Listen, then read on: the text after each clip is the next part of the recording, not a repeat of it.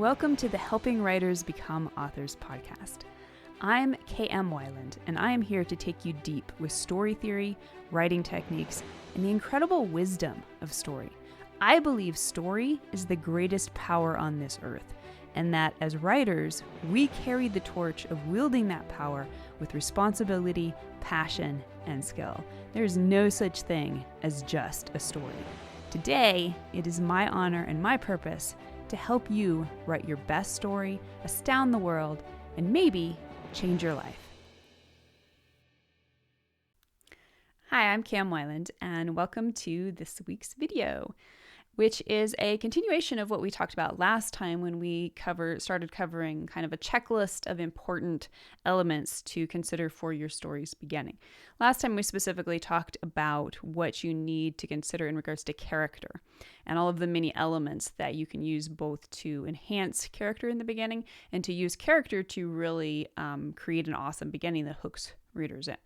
Now, I talked in that video just about how complex a topic that beginnings are and how really just the first chapter has so many moving pieces and so many things to think about, not just in hooking readers and convincing them this is an entertaining story, but also in laying the groundwork for everything to follow, because if it doesn't do that, then it really does compromise the story that follows. So I wanted to divide it into two videos because really there's just so much to talk about. And even then, we're not covering like even a oomph of everything that there is to consider about beginning. So as always, I will leave lots of resources down below if you're watching on YouTube. And if you are listening to this as a podcast, then you can find the complete transcript of this on my website at helpingwritersbecomeauthors.com. So in this week's video, we're going to be talking about plot considerations for your story's beginning. So obviously character is a huge part of this. You can't have plot without character. So beginning with some of the things that we talked about in the last video as a foundation is very important in creating or highlighting elements of your character's personality that are really going to drive the conflict, in showing your character's relationship to the thematic lie and truth, which are going to drive their character arc, and which in turn is really going to influence what they want and how they interact in the plot. So one of the first things to consider in introducing the plot in your story's beginning is that basically every scene in your story is like a domino in a row of dominoes. So you know how people create those, really elaborate designs, and if you push one domino over, it creates this chain reaction, and every domino has to be perfectly in place for this to happen, or that the action comes to a halt. And at best, the person has to come in and, nudge the next domino along to recreate the chain reaction. So the first domino in your plot's line of dominoes is this first scene.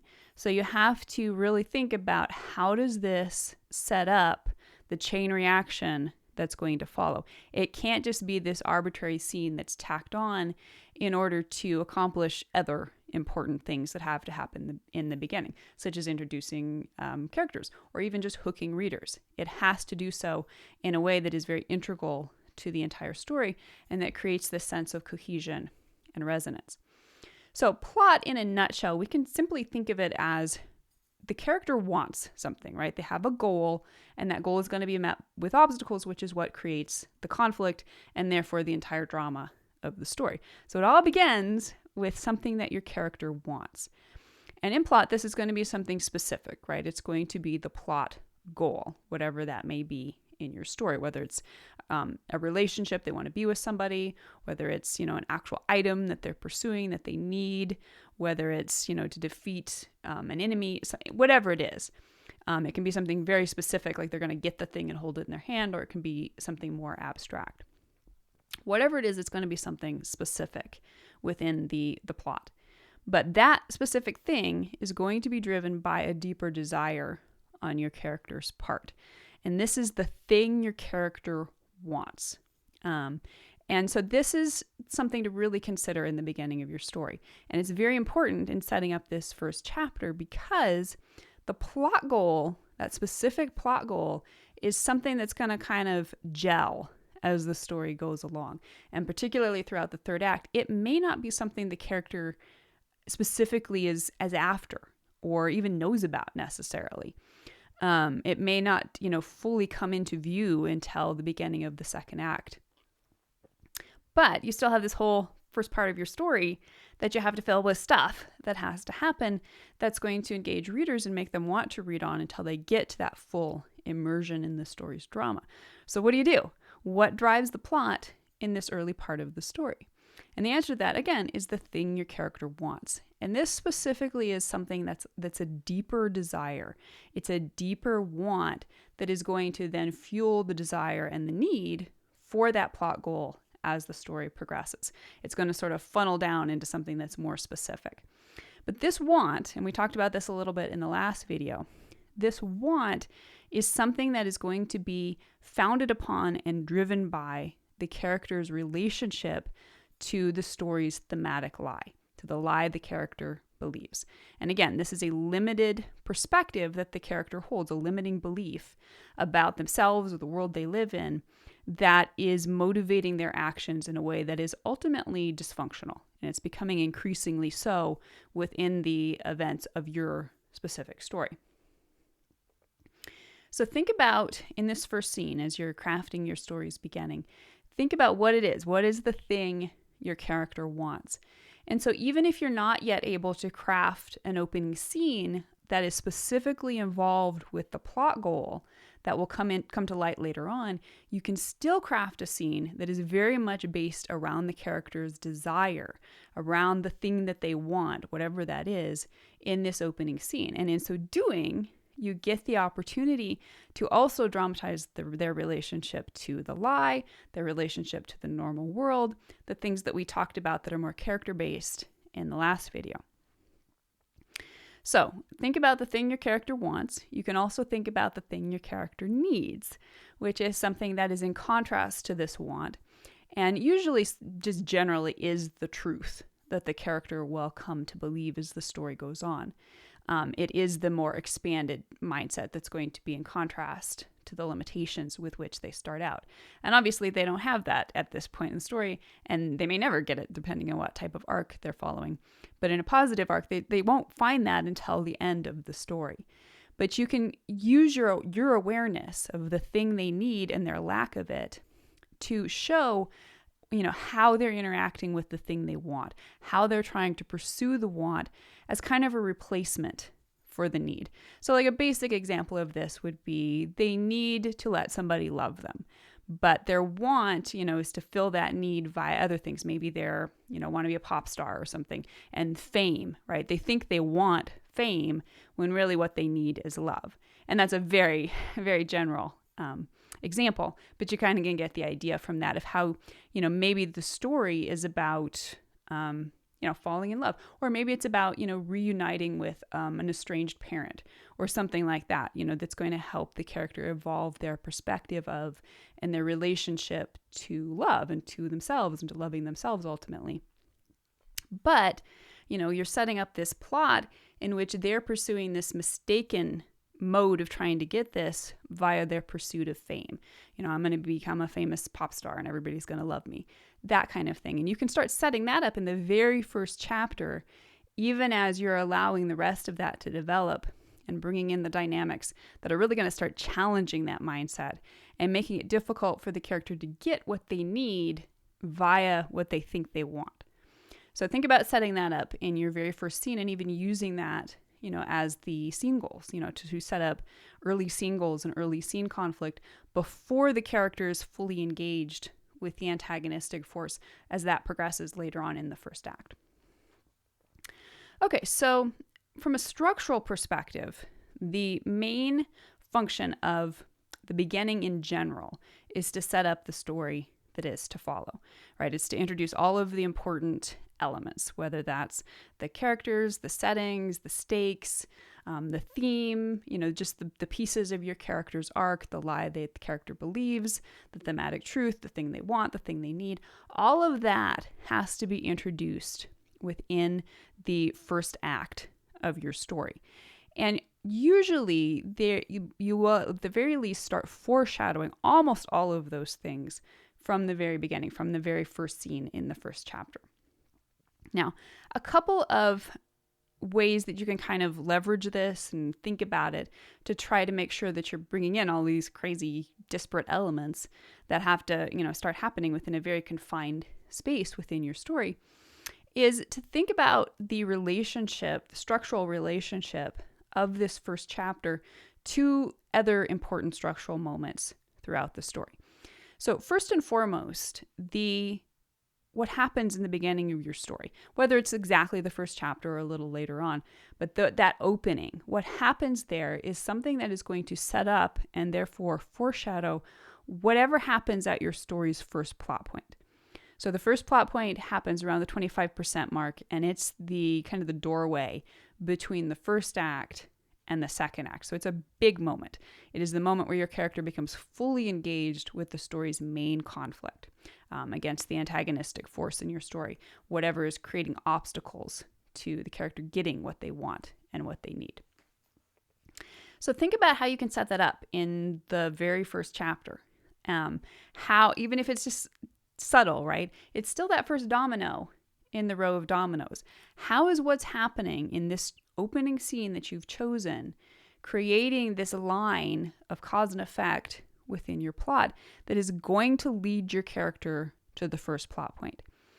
And if you realize that maybe some of your ideas for how to open your story and create this beginning chapter don't really seem to influence the first plot point, then it is definitely possible that you're beginning too soon. Because the true beginning of your story is that moment where the character's life begins to change, right? It's not dramatic yet, it's not overt, but very subtly the circumstances are changing. Their own inner experience is changing in a way that means they cannot remain the way they are anymore. And this could be, largely external circumstances. Maybe their neighborhood's going to, be condemned or something, and they're going to have to move whether they want to or not. Or it could be, just internal circumstances, which is, what we see very often in archetypal character arcs, such as what I talk about in my book, Writing Archetypal Character Arcs. In that life circumstances, wherever you're at within the life arc, brings you to a point where you're changing. Puberty is a great example, right? It's like you don't get a choice. You're going on this next character arc into adulthood. So that moment, whether it's something that's happening externally against the character's will or internally that really they can't help, or maybe they're excited for it. Maybe they think they know what they're getting into and they want it. Either way, something is changing, and it's really subtle, right? It's not at a point where they even recognize that their life is going to change forever, but it's the first rumblings of that. That's where you want to begin your story, because that is what's then going to lead into and foreshadow the first plot point at the end of the first act. And one other thing that you can kind of think about structurally that's kind of fun in setting up your beginning, and we're going to talk about this a little bit more, I think, in the next video when I talk about endings, but that is how your beginning, how the hook in your story's beginning actually mirrors and sets up the resolution in your story's ending. So the first scene and the last scene. So the structural point and job of the first chapter is to act as a hook for readers, right? It's to pull them in. It's to create that opening dynamic and that opening situation that not only kicks off the plot, but that's, pulls readers in and is interesting. So the hook is that first beat in your story's structure. And it's something that by the time you get to the resolution, whatever happens in the beginning, even if it seems very ancillary to the rest of the story, by the time you get to the end, there should be a harmony. And it doesn't have to be overt. It doesn't have to be necessarily like, say, the character returns to wherever they were in the beginning of the story in that first scene, and they see the same characters. And sometimes that will happen, and it can be an extremely effective way to bring the story full circle and to show how the character and or the world has changed because of the effects of the story. But it can be much subtler than that. Sometimes it is literally just mirroring whatever the characteristic moment was in the beginning with another characteristic moment in the very end that shows how the character has changed. They're in a similar circumstance, but they have changed, or maybe they haven't, and that's what you're trying to emphasize. But, obviously it helps if you know how you want to end your story. And sometimes you won't necessarily, realize that something you've created in the opening scene is something that you can and will mirror by the time you do get to the ending. But just kind of keeping that in mind and realizing that even if the beginning of the story seems very separate from what's going to be the main conflict, that you can help it seem like a cohesive whole and bring it full circle by thinking about how any questions, whether they're overt or just, subtextual, that you're raising in that first chapter can eventually be answered in the end. And again, this can be very subtle. It probably isn't something that you want readers thinking about throughout the whole story, but you can sow those little seeds that can come to fruition at the end and just make the whole story feel very grounded and resonant and purposeful. Even if you didn't intend it, even if it just magically happens, in the end that you're mirroring something in the beginning that you didn't even realize could be foreshadowing. It makes the story seem very intentional, which is, always a great reading experience. Okay, so the last couple things I want to talk about are just techniques for opening your story.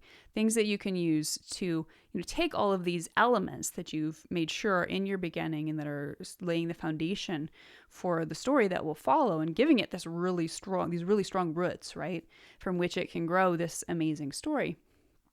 Then how do you take that and then apply it, to the actual story and bring those techniques to life in a way that works for readers?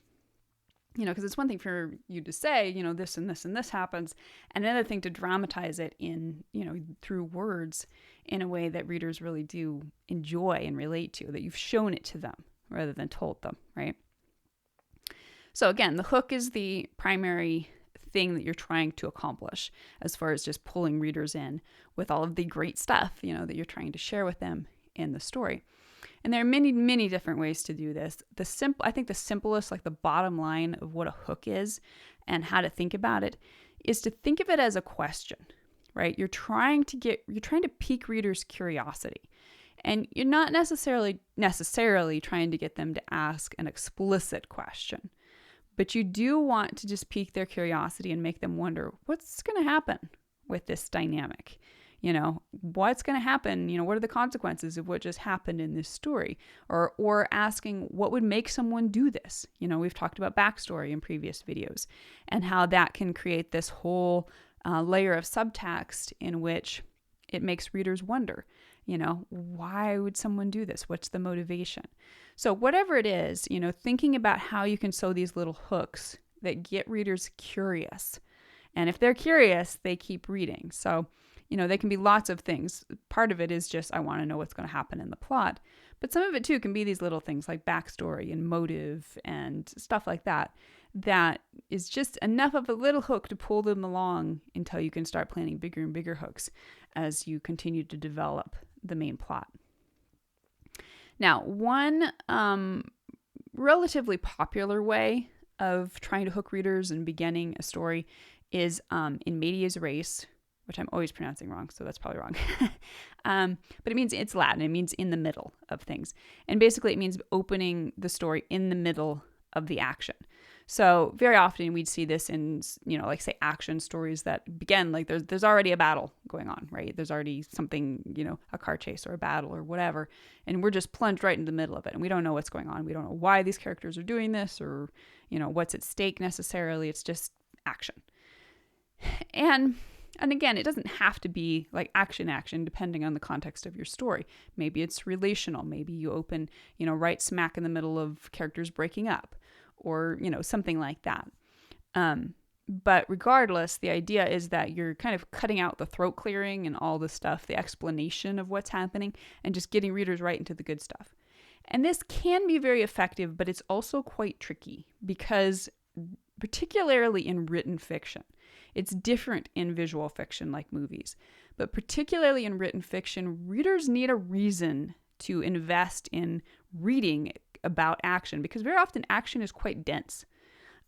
It's not something that is the easiest thing to just immediately jump in and be interested in. And readers need a reason to care. They need a reason to know why your character is running through the streets or, whatever.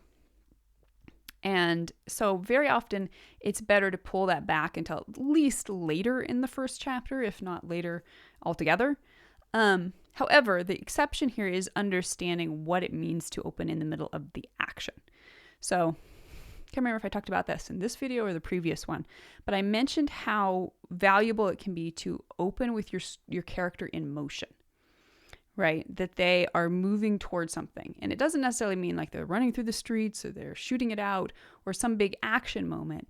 It just means that there's a sense of movement, right? They're moving towards something. There's momentum. There's a sense that they want something. And therefore there's a sense that there's plot, right? There's a goal and there's the opportunity for that goal to be obstructed, which is conflict. So if you can just impart that is often enough to allow your story to open in a way that cuts through the throat clearing, gets straight to the point of what the character is doing in this first chapter, in this first scene, without asking readers to invest themselves in a story that they don't know anything about, in a really intense scene where they don't yet know who they're sympathizing with, who they're identified with, that kind of thing. And again, I think I talked about this in the last video as well. Very often, opening with dialogue is one of the best ways to begin in the action, because dialogue actually is action. It is, I like to say, the purest form of showing rather than telling, because it literally, you don't have to describe it, you don't have to explain it, it just is straight from the horse's mouth, right? Straight from the character's mouth. So not to say necessarily you want your first line to be dialogue, and you probably do not want a dialogue conversation without context, without, giving dialogue tags and pointing out who characters are. But the back and forth of dialogue does give you the opportunity to get readers into the action of the story while also sewing in little bits of information about the characters who are speaking and whatever they're doing, their action beats as they go. So that's not appropriate for every story. Obviously, the situation that you're trying to convey in your opening chapter will have a lot to do with that decision. But it is, generally speaking, a very effective technique for grabbing readers, for creating that perfect balance between action and forward momentum, with also, giving readers an opportunity to invest in characters, to understand what's going on, who's talking, what they're doing, what they want, that kind of thing. So I hope that's helpful. Again, beginnings have so much ground to cover, so many things that we could talk about. But that between the last time's video and this one, hopefully that's a good overview of all of the basic elements and considerations for crafting a really solid beginning that both sets the groundwork for the plot and the whole story to come, and hooks readers and gives them a reason to be interested in the story that you have to tell them. So if you'd like to stay in touch with me and all of the content that I produce, in addition to these videos, I also do a weekly post and podcast on my website at helpingwritersbecomeauthors.com. And the best way to stay in touch with all of that and all of the other resources that I produce is to sign up for my mailing list at helpingwritersbecomeauthors.com/mailing list. And if you're interested, you can also connect with me on Instagram at author KM Weiland, where I post lots of good stuff, including just musings about life and that sort of thing that I don't post anywhere else. So I hope to see you around, and if not, I will see you in the next video. Till then, happy writing. And that brings us to the end of this episode of Helping Writers Become Authors. I hope you'll stop by the site for a full transcript of this episode and to join in the conversation in the comments. Tune in for next week's episode, where we'll continue to explore all things writing and storytelling. If you'd like to support the podcast, it always means a ton when you take a moment to leave a quick rating or review on Apple Podcast, Amazon Music, or Spotify. To stay updated on all the latest content I create for you, the best way is to join my mailing list at helpingwritersbecomeauthors.com/mailing list. You'll also immediately gain access to lots of free resources, including my books, Crafting Unforgettable Characters and 5 Secrets of Story Structure. For real-time connection with me, more writing advice, and behind-the-scenes glimpses, follow me on Instagram at author KM Weiland. A heartfelt thank you to each one of you for your support and enthusiasm, and especially those of you who support my work on patreon.com/KM Weiland. You help make my site, this podcast, and so many other resources available to writers everywhere. So until next week, keep writing, keep dreaming, and most importantly, keep being true to your stories. Thank you for being part of helping writers become authors.